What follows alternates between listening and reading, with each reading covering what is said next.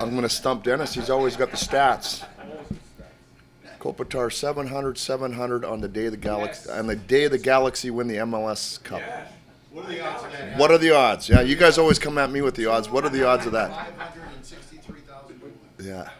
Well, they haven't. Did they win? They won. They won 2-1. They won, yes, absolutely. We're celebrating. Come on. My gosh. So, Jim, the 4-game winning streak, can you just touch on 2 or 3 things that have really stood out to you that you've liked, that have been consistent? Yeah, well, I would say third periods. That would be one thing that's probably most important. I would say goaltending. In 2 of those 4 wins, goaltending was extraordinary. And then I think just overall our ability just to get it done, to bounce back and do what we needed to do to win the game. Some of them have been really nice, and some have been not so nice. But ultimately, the guys have found a way to get those wins, which is an art in of itself. It's just tough to do. So that's what's been impressive to me, is finding a way in some of the games that we weren't really strong. Sticking with Rittich? No, Kemper, yeah. Expecting the 11-7 again, same lineup. Same lineup, 11-7, yeah. You might have answered this yesterday, but when you face a player like Kaprizov, who's such an elite offensive player, is the goal to shut him down, or is it say, okay, he's going to get his, you need to shut down the rest of him? We don't want to give him anything easy. He's going to make some plays. He's world class, clearly. We don't want to give him anything easy. We want to be aware when you're on the ice against him. You have to have an awareness of that fact, and you probably have to play with just a little bit less risk. That's just, you have to accept that. What goes into picking the 7th defenseman? Like, what traits are you looking for on a given night?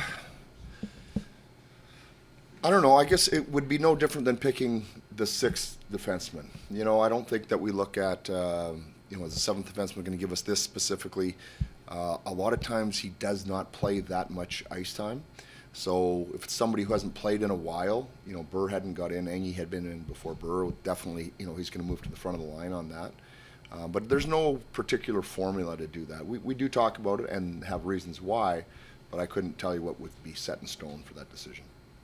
Minnesota obviously played last night, so I imagine you'd expect a strong start from them. Is there maybe one area of your game you're looking at to match that right off the opening month? I say it most nights, our forecheck. You know what I mean? If we think back to the Winnipeg game for sure, but the Ottawa game, we started our first 4 shifts where each line was quick on them. We spent the first 4 shifts in their zone. So that type of start, we backed off that, but that's the type of start you're looking for.